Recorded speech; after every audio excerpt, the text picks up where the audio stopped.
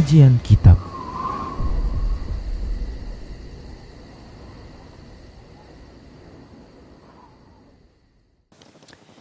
Bismillah, Assalamualaikum warahmatullahi wabarakatuh.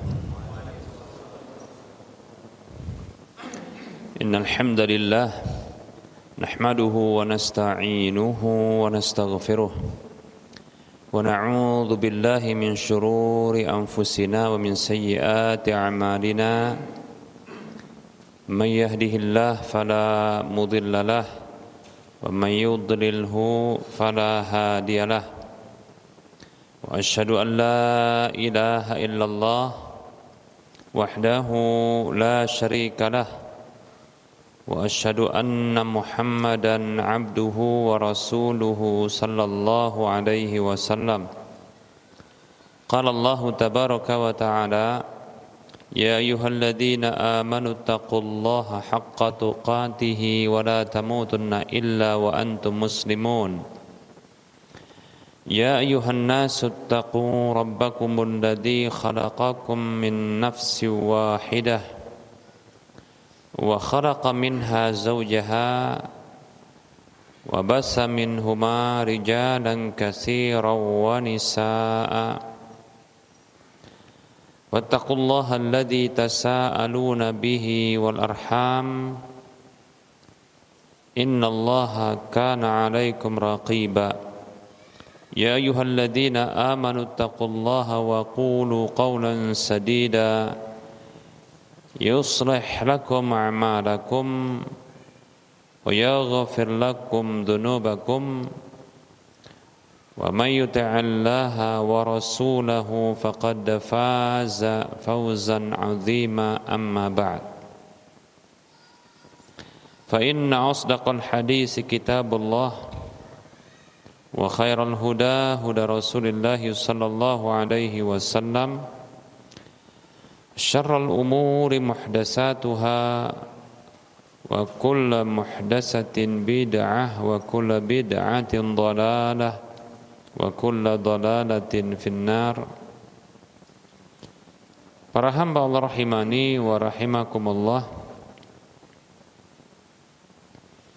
alhamdulillah, segala puji hanya untuk Allah. Salawat dan salam tak lupa kita ucapkan untuk Rasulullah sallallahu alaihi wasallam. Para hamba Allah rahimani wa rahimakumullah, kita lanjutkan bahasan terakhir dari bahasan fikih haji dan umrah yang membahas tentang mahdhuratul haramain. Itu larangan-larangan yang diberlakukan di dua tanah haram, yang keharaman ini tidak mesti berlaku bagi orang yang sedang ihram.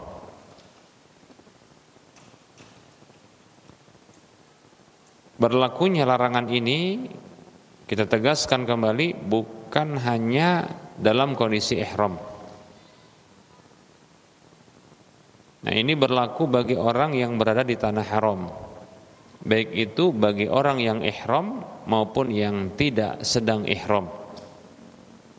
Seperti contohnya orang yang tidak ihram, orang yang bermukim di dua tanah suci tersebut,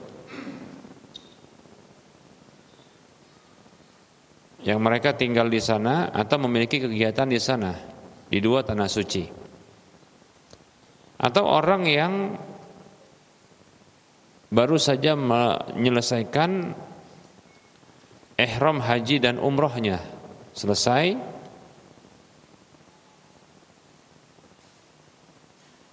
lalu dalam kondisi tidak ihram, maka berlaku bagi mereka mahdhuratul haramain, yaitu larangan-larangan di dua tanah suci atau di tanah haram tersebut. Pada pertemuan yang terdahulu sudah kita sebutkan, di antara larangan tersebut adalah berburu hewan yang liar, hewan liar, baik itu hewan yang berkaki empat maupun yang selain berkaki empat. Bahkan termasuk adalah burung liar seperti burung dara atau merpati. Maka tidak boleh untuk memburunya, tidak boleh ya menakut-nakutinya, tidak boleh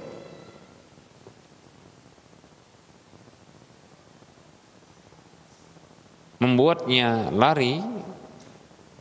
Demikian pula tidak boleh membantu untuk menangkap, berburu atau yang semisalnya. Kemudian yang larangan berikutnya adalah memotong tanaman-tanaman dan dahan, kecuali kalau memang sangat dibutuhkan atau karena ada kedaruratan, demikian. Kemudian yang ketiga adalah membawa senjata. Membawa senjata, baik itu ya dalam rangka berperang ataupun tidak berperang. Kemudian yang keempat larangannya adalah mengambil atau memungut barang-barang temuan yang ada di kota atau di tanah suci Mekah dan Madinah. Maka tidak boleh ya memungutnya bagi orang yang sedang ihram haji maupun umrah. Adapun orang yang memang tinggal di sana, bermukim di sana, maka boleh baginya untuk mengambil barang temuan, namun berkewajiban untuk mengumumkannya. Baik para hamba Allah rahimani wa rahimakumullah, kita akan sebutkan dalil-dalil untuk hal ini. Wad dalilu ala hadhil mahdhurati qaulun Nabi sallallahu alaihi wasallam yauma fathi Makkah. Dalil untuk larangan-larangan ini adalah sabda Nabi sallallahu alaihi wasallam di hari penaklukan kota Mekah.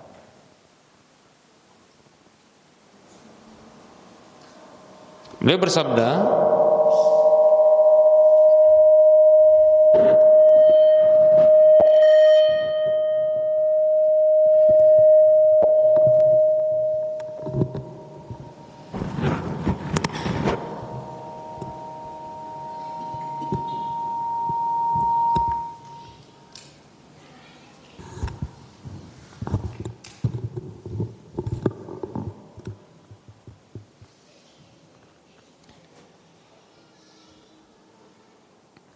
beliau bersabda,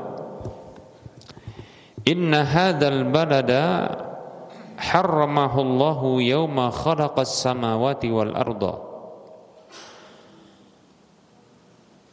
Sesungguhnya negeri ini yaitu Mekah,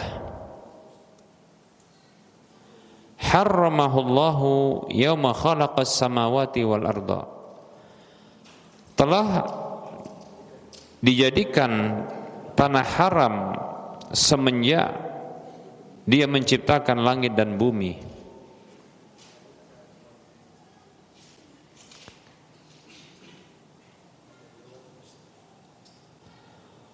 Fahuwa haramun bihurmatillahi ila yaumil qiyamati. Maka ia menjadi haram, menjadi suci berdasarkan pengharaman Allah Subhanahu wa taala sampai hari kiamat. Wa innahu la yahilla al-qitalu fihi li ahadin qabli. Dan sesungguhnya tidak halal berperang di negeri tersebut bagi seorang pun sebelumku. Walam yahilla li illa sa'atan min naharin. Dan juga tidak halal bagiku kecuali hanya satu waktu dari siang hari. Dari sini kita tahu para hamba rahimani wa rahimakumullah bahwa Makkah itu para hamba Allah adalah tanah haram, tanah yang disucikan oleh Allah Subhanahu wa taala. Tanah yang dimuliakan oleh Allah Subhanahu wa taala. Negeri yang dijadikan suci dan haram, mulia di sisi Allah Subhanahu wa taala, dan ini berlaku dimulai semenjak diciptakan langit dan bumi. Ya, coba bayangkan semenjak diciptakan langit dan bumi. Di hari penciptaan langit dan bumi, maka sudah diberlakukan keharaman bagi kota Mekah, tanah suci Mekah tersebut. Dan itu berlaku sampai hari kiamat. Berlaku sampai hari kiamat. Di antara yang diharamkan untuk diberlakukan adalah berperang di tanah suci. Berperang. Sebelum dan setelah Nabi SAW bersabda, ini diharamkan. Hanya saja boleh Rasulullah diberikan dispensasi oleh Allah Subhanahu wa taala di satu waktu dari siang hari, tidak lama. Ya, yaitu di waktu siang hari ketika penaklukan kota Makkah. Ketika menaklukkan kota Makkah, diizinkan oleh Allah Subhanahu wa taala bagi Rasulullah untuk masuk berserta dengan para sahabat ketika itu membawa senjata. Tentunya berperang bawa senjata. Ya. Dan itu pun tidak terjadi peperangan. Ya, kota Makkah jatuh dan bisa dikuasai oleh Rasulullah sallallahu alaihi wasallam.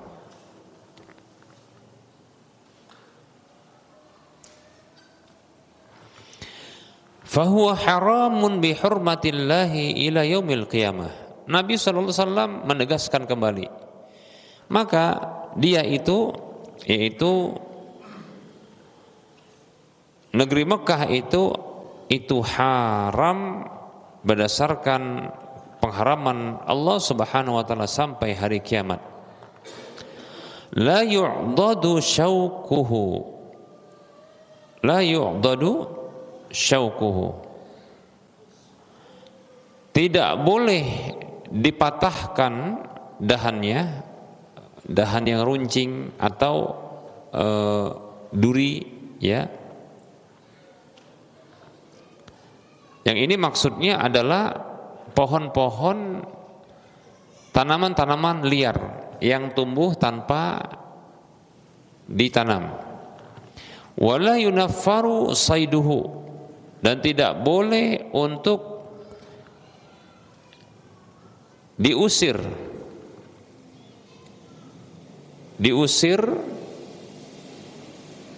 dibuat lari, saiduhu, yaitu hewan buruannya, hewan-hewan buruan yang boleh dimakan. Maksudnya adalah yang dia hewan-hewan halal namun liar, yang dia boleh dimakan. Nah, ketika berada di tanah haram, maka tidak boleh untuk ditangkap. Jangankan ditangkap, ya, dibuat lari saja tidak boleh, ya.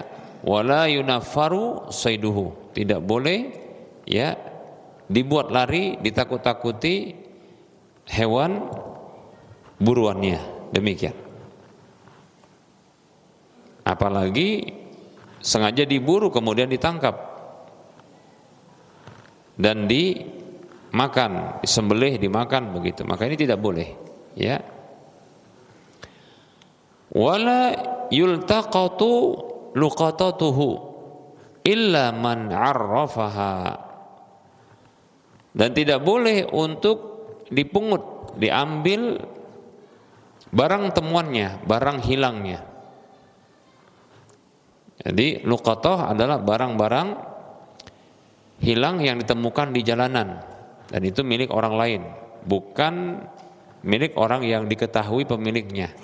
Kalau diketahui pemiliknya, maka boleh untuk diambil, diserahkan kepada pemiliknya, boleh. Karena contohnya dompet ada tanda pengenalnya, ya, dan diketahui orangnya, maka ini mudah demikian, ya.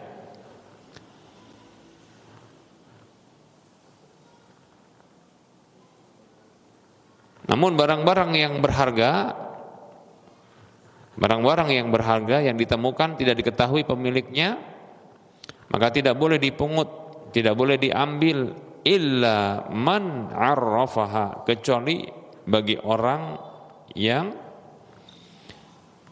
mau mengumumkannya, diumumkan, disampaikan.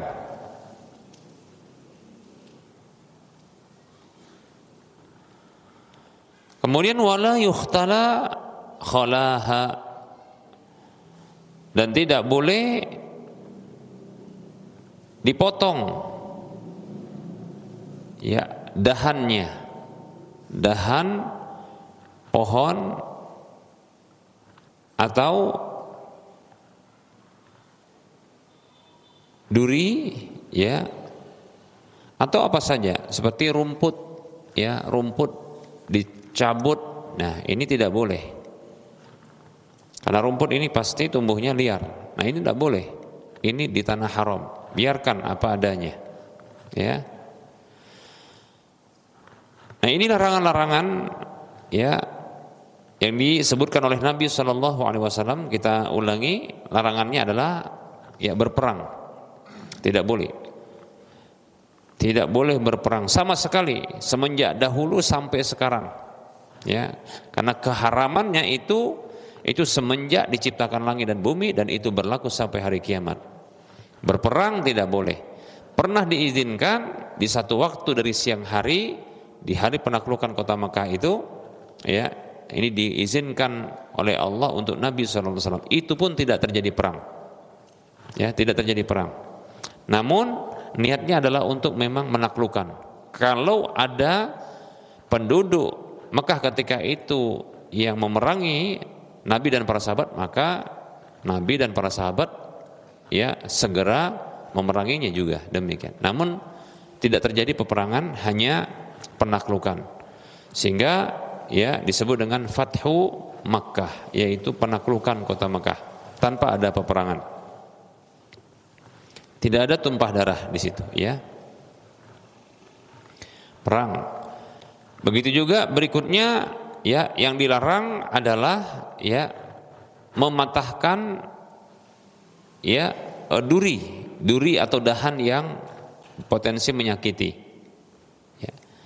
Kemudian begitu juga mencabut rumput, memotong dahan-dahan pohon, ya, daun dan semisalnya, tidak boleh. Dan ini berlaku bagi tanaman-tanaman yang tumbuh liar, bukan ditanam. Adapun yang ditanam, ya, yang seperti kita contohkan pada pertemuan yang lalu, bonsai, ya, atau tanaman-tanaman hias yang dia dibutuhkan, ya, untuk menghiasi lahan, rumah, pekarangan. Atau contohnya adalah seperti kalau di Mekah itu ada tanaman jalanan, ya, yang ditanam sengaja di pinggir jalan. Nah, untuk kerapiannya maka dia dipangkas. Ini tidak termasuk dari larangan tersebut, karena berbeda, ya, antara, ya, tanaman yang dia ditanam dengan tanaman tumbuh liar. Yang dimaksudkan di sini adalah tanaman tumbuh liar. Sebagaimana juga dilarang untuk berburu, ya, dilarang untuk berburu. Yang dimaksudkan di sini adalah hewan liar, bukan hewan jinak yang dimiliki oleh sebagian orang di sana. Seperti contohnya kambing, unta, sapi yang dipelihara, ya, tapi sapi ini jarang, ya, yang ada yang banyak unta dan kambing. Maka ini boleh untuk ditangkap, disembelih, ya, demikian, dimakan. Bahkan kalau hewannya sempat lari dan sulit untuk ditaklukkan, maka boleh juga untuk diburu. Ya. Diburu. Karena hewannya lari, aslinya hewan jina, itu boleh. Ya. Yang tidak boleh diberlakukan, ya, tindakan-tindakan ini bagi yang liar, baik itu tanaman liar maupun hewan liar. Kalau ada orang liar gimana? Orang liar ditangkap ya.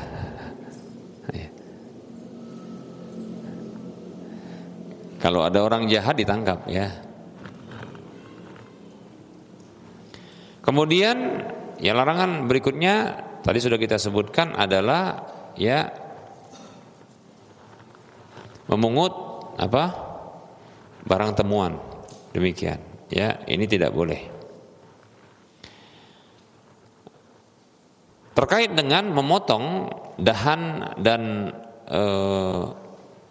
daun, ya, maka Abbas, faqala al-Abbas, paman Rasulullah SAW, Abbas, ya, ketika itu mengatakan, ya Rasulullah, wahai Rasulullah, lihat seorang paman memanggil ponakannya dengan panggilan kehormatan, ya.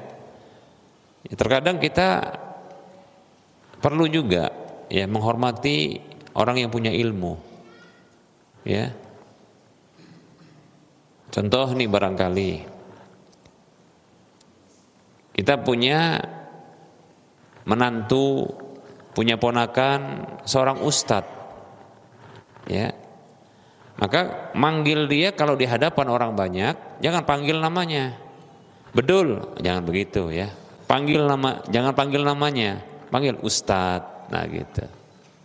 Ya. Nah seperti itu kadang adab dan memberikan penghormatan, penghargaan terhadap ilmunya. Ya, lihat ini paman, ya, kedudukannya lebih tinggi tentunya, karena anak dari saudara.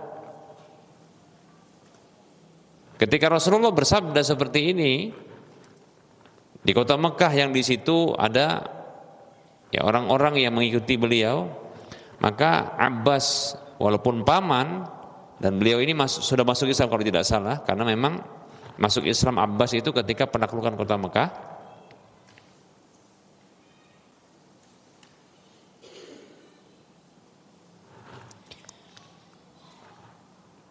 Maka ya beliau memanggil Rasulullah dengan panggilan ya kehormatan, ya Rasulullah, wahai Rasulullah, ya. Beliau minta pengecualian, illal izkhir, wahai Rasulullah, kecuali izkhir ya, izkhir ya, nama sebuah pohon ya yang digunakan untuk bahan-bahan untuk buat rumah, ya. Fa innahu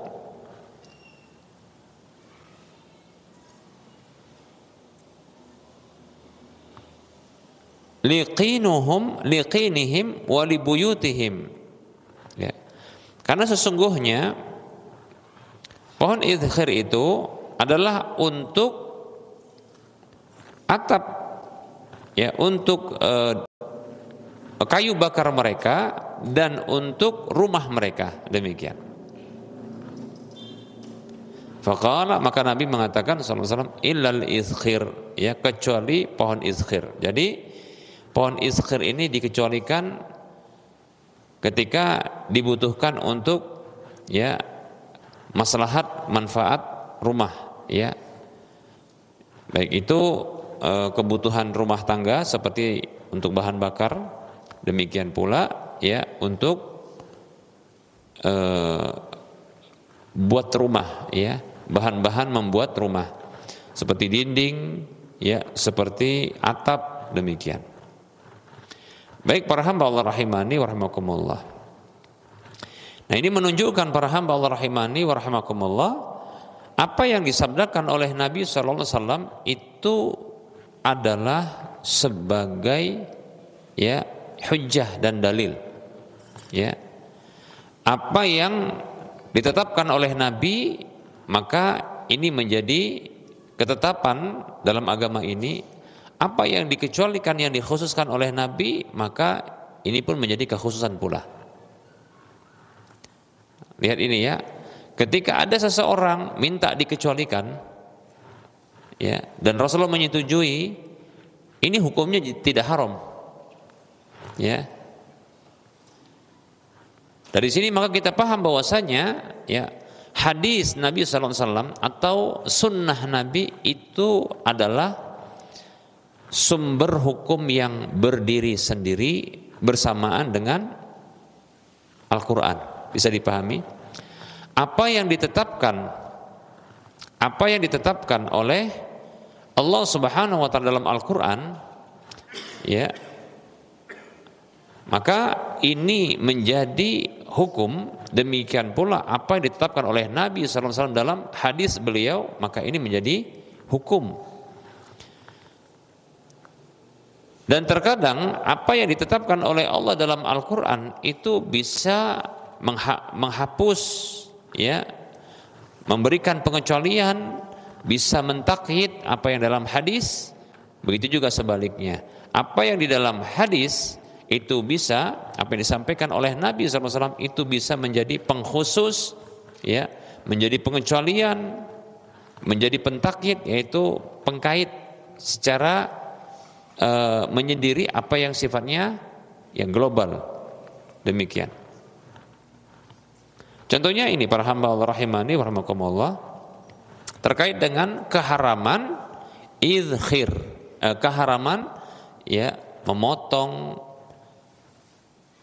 mematahkan, mencabut, baik itu dahan, kemudian ranting atau daun dari pohon-pohon liar. Ini aslinya haram. Tapi begitu Nabi SAW diminta oleh salah seorang sahabat untuk memberikan pengecualian bagi pohon izkhir, lalu Nabi menyetujuinya, maka ini menjadi hukum. Izkhir dikecualikan. Lihat ya. Nah, seperti itu. Jadi apa yang datang dari Nabi, dari ucapan beliau sallallahu alaihi wasallam, itu adalah wahyu. Ya. Kata Allah Subhanahu wa taala, a'udzu billahi minasyaitonir rajim, wa ma yantiqu 'anil hawa in huwa illa wahyu yuha. Dalam surah An-Najm ayat 3 dan 4. Dan apa saja tidaklah dia berbicara dari hawa nafsunya, tidaklah ucapannya melainkan wahyu yang diwahyukan kepadanya.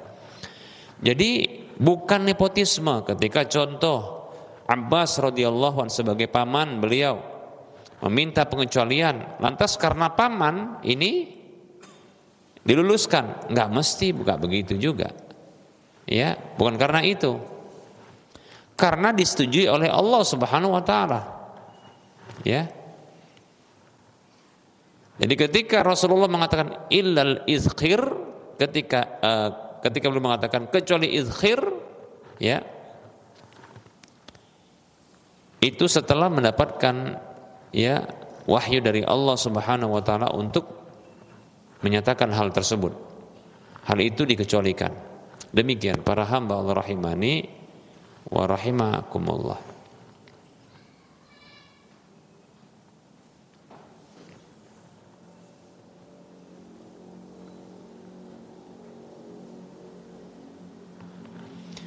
Kemudian ini hadisnya dikeluarkan oleh Imam Bukhari, Imam Muslim.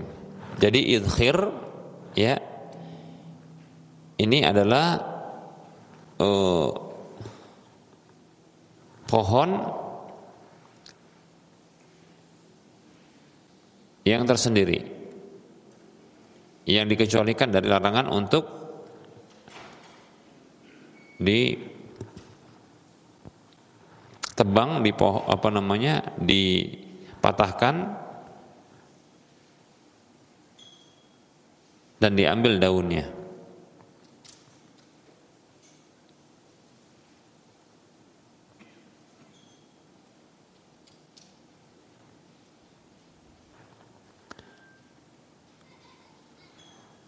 Baik. Nah, setelah ana cari, ternyata idkhir ini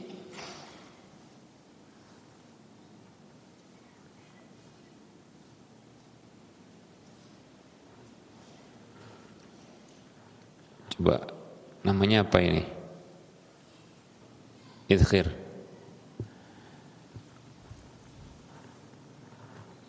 Serai. Idkhir itu serai. Ya. Idkhir itu serai. Dari sini ya, serai itu kan untuk bahan makanan, bisa juga untuk atap. Nah, gitu. Ini kebutuhan rumah tangga. Baik para hamba Allah rahimani wa rahimakumullah.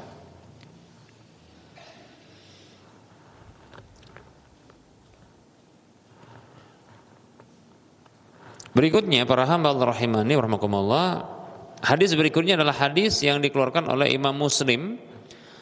An Jabirin radhiyallahu anhu, dari Jabir radhiyallahu anhu qala, ia mengatakan sami'tun nabiyya sallallahu alaihi wasallam yaqulu, aku mendengar Nabi sallallahu alaihi wasallam bersabda, la yahillu li ahadikum an yahmila bi Makkah silaha. Nabi sallallahu alaihi wasallam bersabda, kata Jabir, aku mendengar Nabi sallallahu alaihi wasallam bersabda, tidak halal bagi seorang pun untuk membawa senjata di Mekah. Ya, tidak boleh. Ya. Senjata ini ya. Bukan alat masak. Kalau alat masak boleh. Ya, senjata. Yang fungsinya adalah untuk melukai orang lain, maka tidak boleh. Apalagi sampai ya mengarahkan senjata kepada saudara seiman. Di luar tanah Makkah saja itu dilarang. Kata Nabi SAW, ya, man hamala silaha alaina falaysa minna. Siapa yang mengarahkan senjatanya kepada kami, maka dia bukan dari golongan kami. Itu berlaku di luar Mekah maupun di dalam Mekah. Bagaimana bila terjadi ya membawa senjata di tanah Mekah ya, dan itu diarahkan kepada saudara seiman untuk nakut-nakuti. Nah, ini dua dosanya. Dia melakukan pelanggaran ya dengan dua kali. Baik para hamba Allah rahimani wa rahimakumullah. Dikecualikan untuk hal ini seperti contohnya adalah alat-alat masak, ya, alat sembelih hewan, itu boleh. Itu pun tidak dihunus, tidak boleh dihunus, ya, alat sembelih hewan. Nah, potong kuku, gunting untuk mungkin pangkas, nah itu boleh, ya. Ini senjata yang dilarang adalah senjata yang memang difungsikan untuk ya melukai orang lain. Baik para hamba Allah rahimani wa rahimakumullah.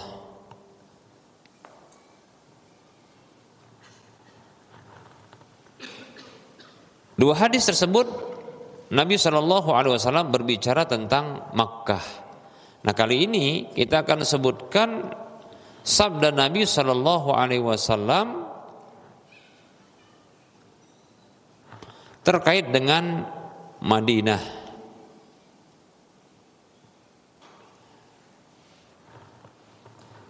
Hadis yang dikeluarkan oleh Imam Abu Daud dalam kitab Sunannya di nomor urut hadis 2018. An Ali radhiyallahu anhu anin Nabi sallallahu alaihi wasallam qala yakni fil Madinah. Ali radhiyallahu anhu, dari Ali radhiyallahu anhu dari Nabi sallallahu alaihi wasallam yang beliau bersabda, yaitu tentang Madinah. la yukhtala khalaha wa la yunaffaru sayduha wa la tulqatahu luqatatuha illa liman asyada biha ay ansyadaha wa la yasluh lirajulin an yahmila fiha silaha liqitalin wa la yasluh an yuqta'a minha syajaratun illa an ya'lafa rajulun ba'irahu.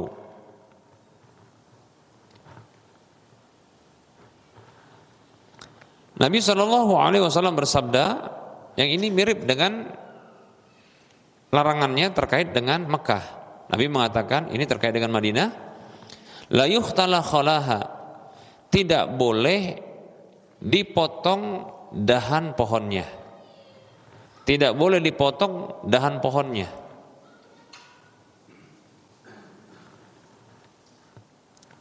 Dipotong dahan pohonnya, begitu juga daunnya. Wala yunafaru saiduha, dan tidak boleh dibuat lari hewan buruannya. Dikejar, ditangkap, ditakut-takuti, tidak boleh. Berlaku Mekah dan Madinah sama, ya. Wala tulqatatu ya luqatatuha, tidak boleh dipungut barang-barang temuannya, barang-barang hilang yang ditemukan di jalanan. Illa liman asyada biha, kecuali bagi orang yang mau mengumumkannya, ai ansadaha, yaitu mengumumkannya. Wala yasluh lirajulin an yahmila fiha silaha liqitalin, tidak boleh bagi seorang pun membawa senjata di dalamnya untuk berperang, tidak boleh, ya. Wala yasluh an yuqta'a minha syajaratun illa an ya'lafa rajulun ba'irahu, dan tidak boleh dipotong, dipatahkan dahan itu dari pohonnya kecuali seseorang yang memberi makan, ya, untanya. Jadi kalau seperti itu boleh.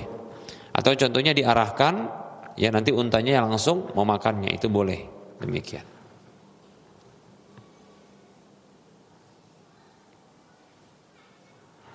Ya, sebaiknya mungkin begitu, tapi ya kita nggak punya unta, ngapain pula kita gitu, ya.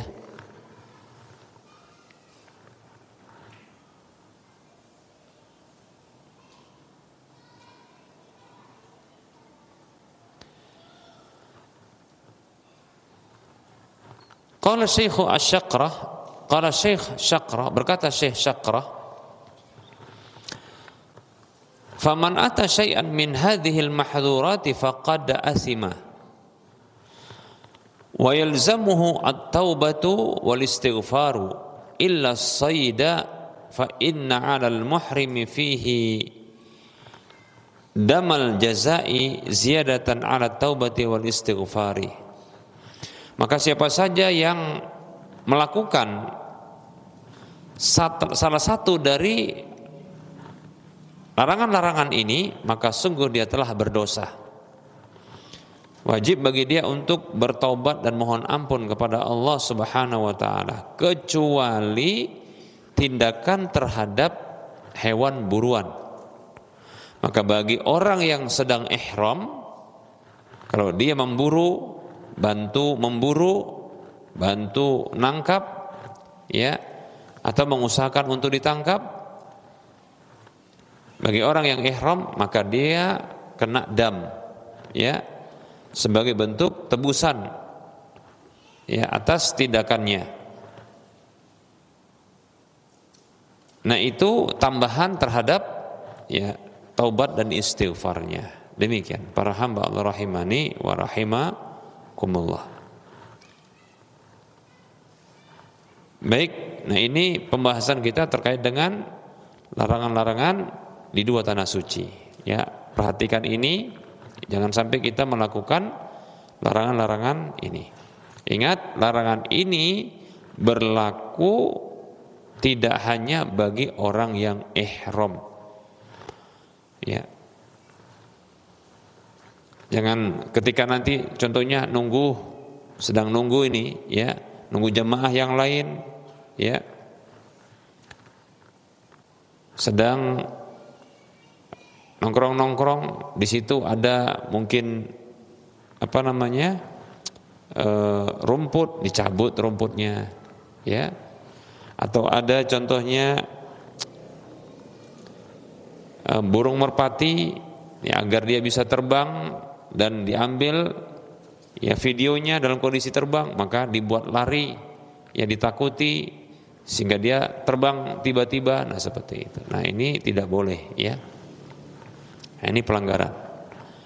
Baik para hamba Allah rahimani wa rahimakumullah, barangkali ini materi yang bisa kita sampaikan pada pertemuan kali ini. Insyaallah taala kita akan lanjutkan pada pertemuan yang akan datang dengan membahas pembahasan baru terkait dengan, ya, sumpah dan nazar, insyaallah pada pertemuan yang akan datang, insyaallah. Baik, kita buka sesi soal jawab. Bagi yang mau bertanya dipersilakan.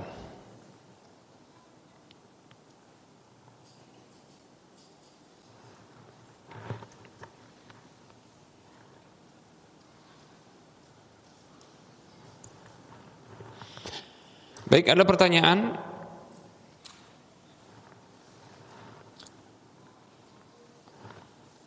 Assalamualaikum, saya mau tanya, ikut STM itu hukumnya gimana, Pak? Baik, nah, ya, saya dipanggil Bapak nih, ya. Rasanya tua kali ya, Bapak. Hah? Oh, Pak Ustadz, ya. Kalau mau panggil Ustadz, Ustadz aja, nggak usah pakai Pak lah, ya. Ya, tapi itu penghormatan, ya. Ya. Siap kita hormati juga, insyaallah, ya. Baik. Bismillah, waalaikumsalam warahmatullahi wabarakatuh. STM, serikat tolong menggolong, menolong. Ya, serikat tolong menolong. Namanya bagus. Dan ini akan menjadi bagus kalau caranya juga bagus. Ya. Menolong, saling tolong menolong ini memang disyariatkan, diajarkan. Bahkan Allah Subhanahu wa taala, ya, berfirman di dalam surah Al-Maidah ayat 2, A'udzu billahi minasyaitonir rajim wa ta'awanu 'alal birri wat taqwa wa la ta'awanu 'alal ismi wal 'udwan. Dan tolong menolonglah kalian di atas kebajikan dan ketakwaan, dan jangan kalian saling tolong menolong di atas dosa dan permusuhan. Nah, di sini diperintahkan bahkan oleh Allah Subhanahu wa taala untuk melakukan tolong menolong.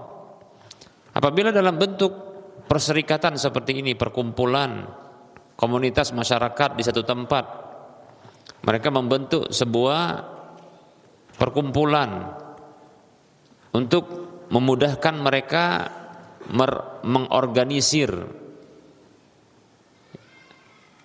kegiatan yang ini nantinya bisa memberikan pertolongan kepada, ya, sesama mereka, di antara mereka, maka ini tidak mengapa. Tidak mengapa.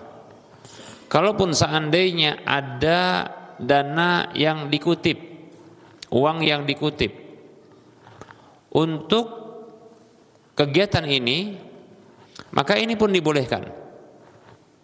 Ya. Dibolehkan. Bila uang tersebut dari masing-masing peserta diambil, kemudian nanti disepakati masyarakat yang, salah satu masyarakat yang sakit, masyarakat yang membutuhkan pembiayaan, ya, terkait dengan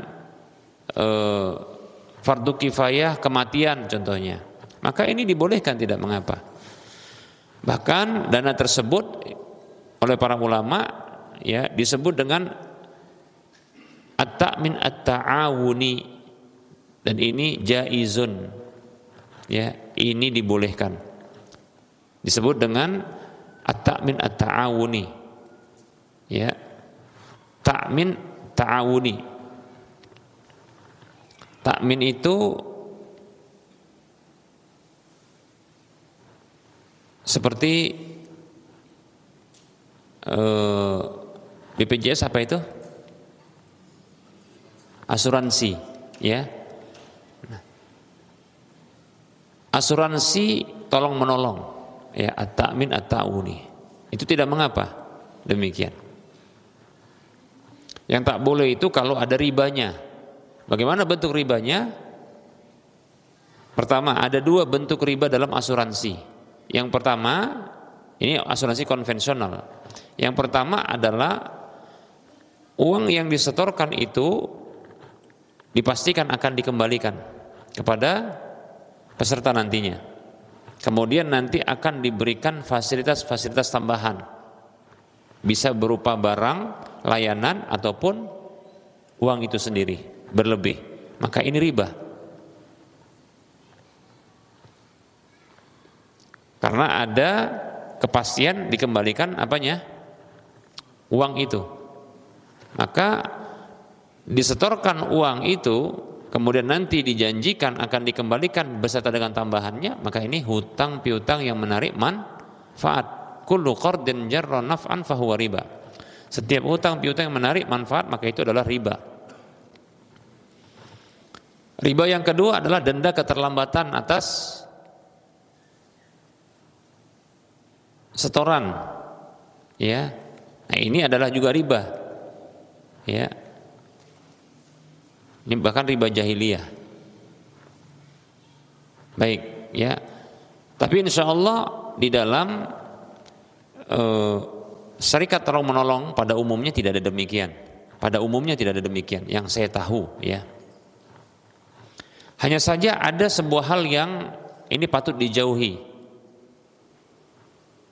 yaitu ya kaum muslimin bila itu STM serikat tolong menolong terkait dengan fardu kifayah kematian. STM ya itu tidak memberikan pelayanan kepada peserta ya, kepada kaum muslimin yang meninggal di wilayah STM tersebut bila tidak menjadi peserta. Ya, jadi potensi besar ini akan diabaikan. Tidak diberlakukan ya penyelenggaraan jenazahnya. Yang seperti ini tidak boleh. Tindakan seperti ini tidak boleh. Yang salah itu kebijakan ya peraturannya. Yang itu butuh dirubah. Tapi SDM-nya tidak perlu dirubah. Bisa dipahami? Jadi yang dirubah adalah kebijakannya. Ya, demikian. Nah kalau STM kaum muslimin ini memperlakukan demikian, sampai-sampai contohnya ya di satu wilayah STM tersebut ada rumah sewa yang disewakan, orang tersebut, orang yang menyewa tersebut, contohnya meninggal dunia di situ karena tidak terdaftar sebagai peserta lalu diabaikan. Ya, nah ini pertama berdosa. Sekampung itu kalau tahu, yang tahu berdosa, diabaikan.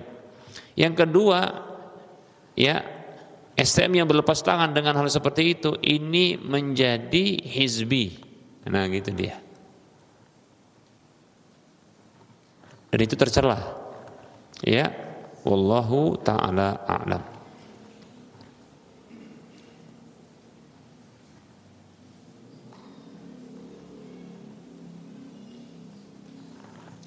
Baik, ada yang lain? Ya silakan Pak.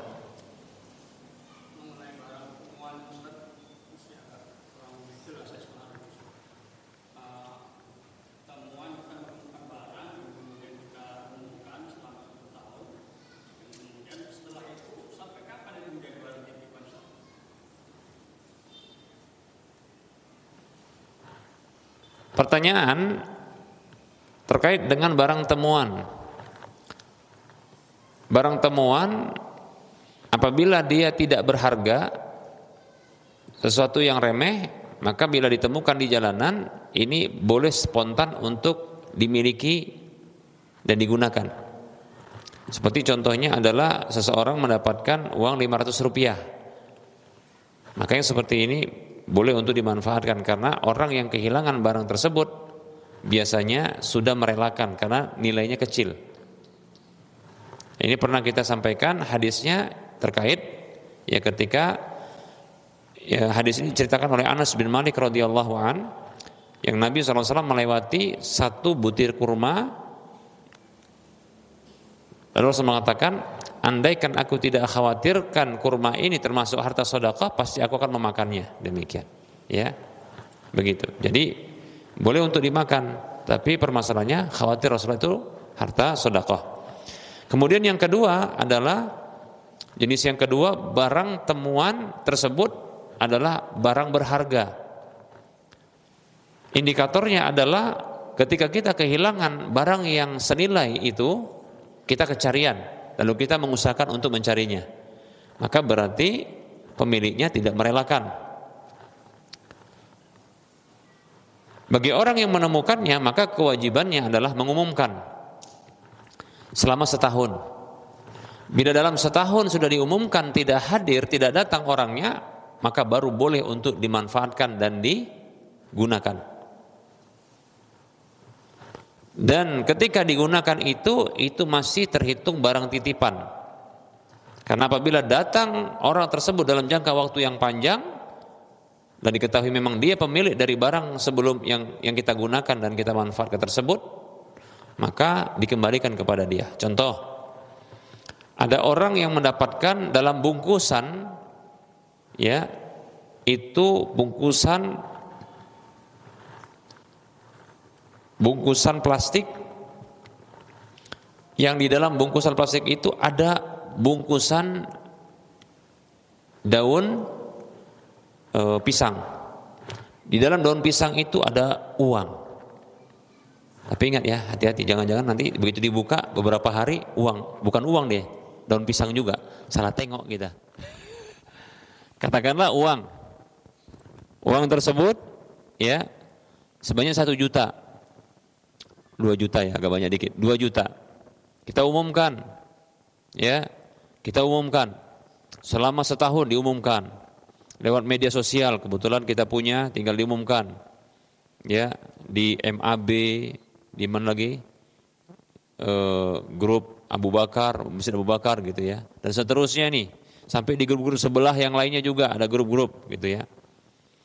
Ada yang datang ngasih tahu, oh iya Pak, saya kehilangan, berapa?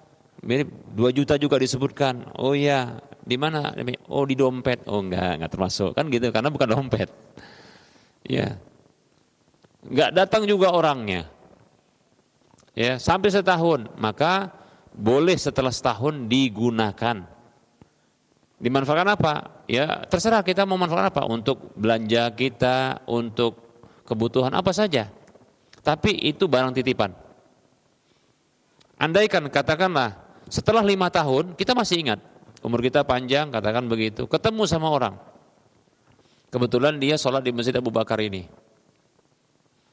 saya 5 tahun yang lalu, gitu ceritanya di sini ya, ketika kenalan gitu ya, ya Pak, orang mana? Oh saya baru pindah di sini. Oh baru pindah, alhamdulillah, nah, gitu ya, baru pindah. Tinggal di mana? Oh saya tinggal di sini. Baru pindah kemari Pak ya. Sebenarnya saya 5 tahun yang lalu pernah kemari, katanya gitu ya, pernah kemari. Saya kemari itu mau cari lahan untuk di sini. Saya bawa uang, jatuh pula uang saya gitu. Uang saya jatuh, disebutkan tadi ciri-cirinya mirip banget. Nilainya 2 juta, kemudian dibungkus plastik warna hitam, kemudian dibungkus lagi apa? Daun pisang. Langsung ingat, aku yang nemukan. Nah gitu ya. Jangan pura-pura, nah itu jangan. Jangan, wah udah berlalu 5 tahun, halal tuh. Enggak. Waduh Pak, itu saya nemukan Pak, tapi karena sudah setahun Bapak itu nggak datang, itu saya pakai. Gimana Pak? Ya gimana Pak? Dikembalikan kalau dia minta. Tapi kalau udah Pak, alhamdulillah saya senang sudah tinggal di sini Pak, saya ikhlaskan. Alhamdulillah. Bapak ada anak gadis, saya punya anak lajang, nah, gitu ya. Jadi kan itu, jadi besanan gitu ya. Tapi kalau seandainya, waduh Pak saya butuh, maka dikembalikan Pak. Tetap dikembalikan. Dia minta, saya butuh uang itu Pak, dikembalikan. Nah gitu dia. Tapi selama seumur hidup, ya, seumur hidup nggak ketemu, orang tersebut tidak nyari, mungkin nyari juga ya, maka insya Allah Ta'ala yang seperti ini orang tersebut tidak dituntut. Di akhirat nggak dituntut. Di akhirat tidak dituntut. Iya sampai mati. Apakah terhitung hutang? Tidak, di akhirat tidak. Kenapa? Karena sabda Nabi membolehkan untuk digunakan, begitu. Cuma kebolehannya setelah diumumkan dan itu setahun, gitu Pak. Jadi dua, setelah diumumkan dan itu setahun.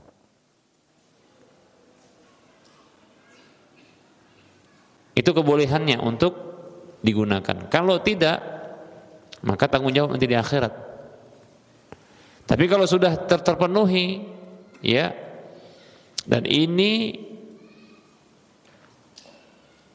nggak ketemu sampai mati, orangnya yang punya mati, yang menggunakan juga mati, ketemu di akhirat, ya nanti Allah akan kembalikan. Orang tersebut tidak dituntut. Kenapa? Karena dia sudah melakukan ya sesuai dengan petunjuk Nabi Shallallahu Alaihi Wasallam. Andaikan pun dituntut dia, andaikan dituntut, akan Allah kembalikan. Nah begitu. Ya. Bukan kita yang kembalikan, karena kita melakukannya berdasarkan petunjuk Nabi. Demikian.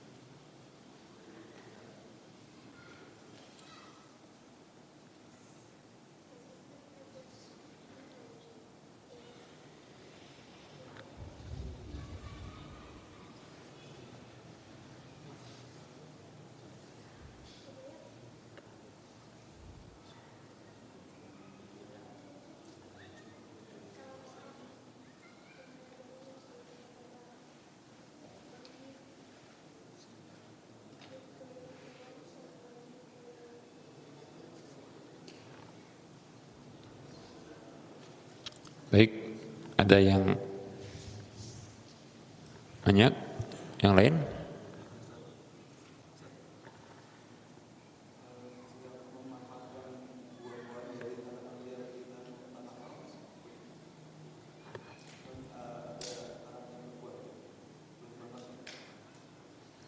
Kan dipetik berarti kan? Atau dimakan gitu aja gitu. Ya. Dipetik, ya kan dipetik, gak boleh. Mau makan apa di situ? Korma tumbuh liar. Tetap gak boleh. Tetap gak boleh.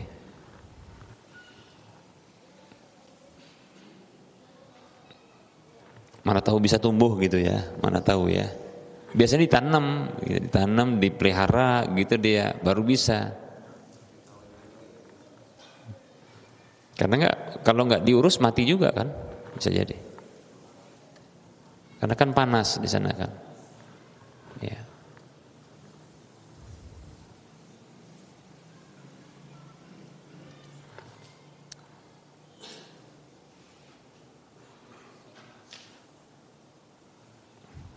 Baik, ada yang lain?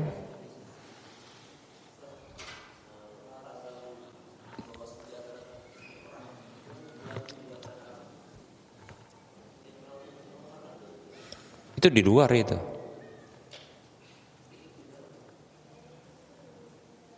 Di luar Madinah itu.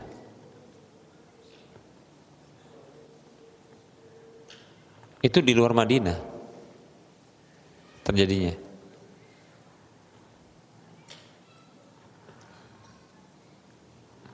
Madinah dulu dalam satu riwayat dan pendapat, Madinah dulu adalah seukuran Masjid Nabawi.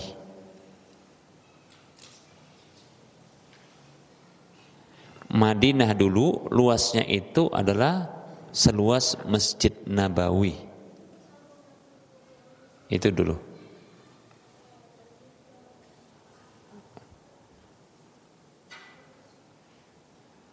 Khandaq itu dari Madinah ada beberapa kilometer.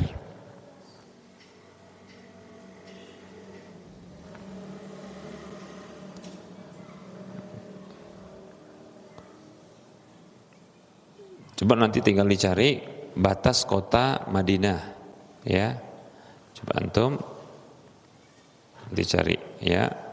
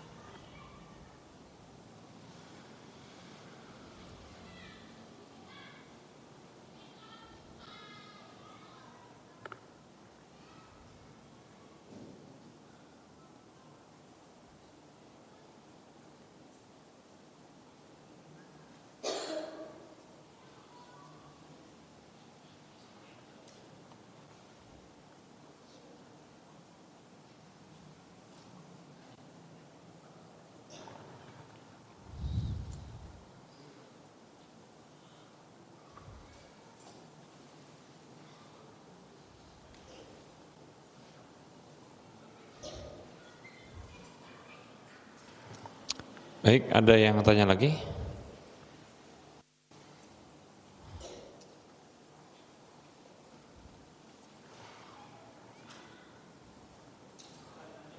Iya.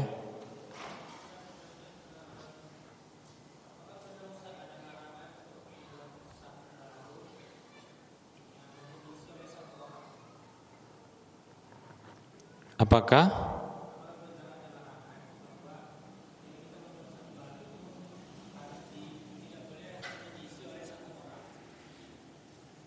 saf baru itu tidak boleh diisi oleh satu?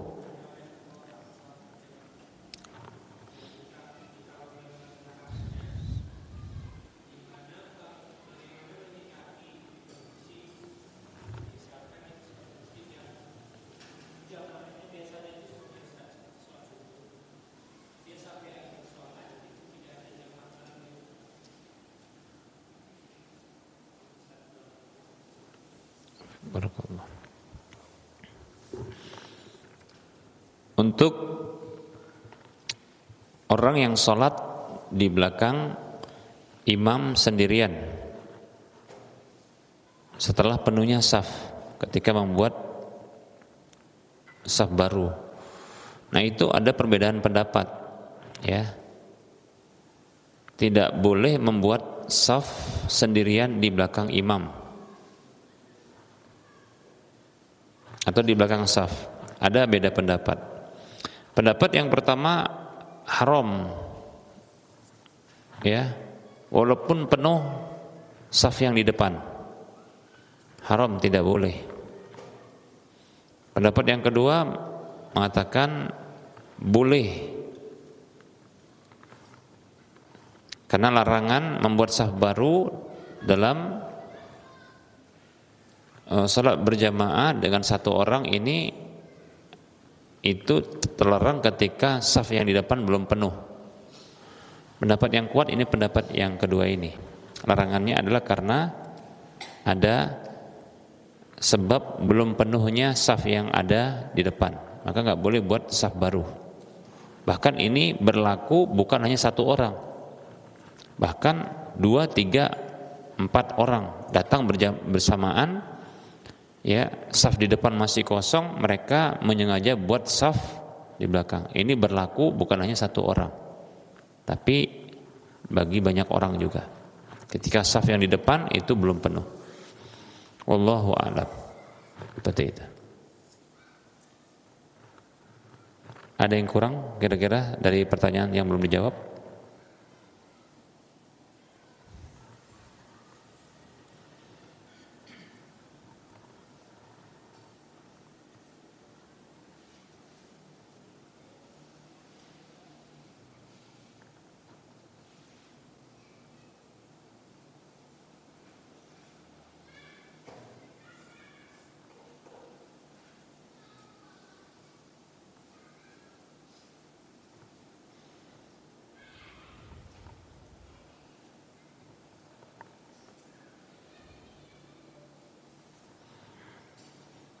Cukup.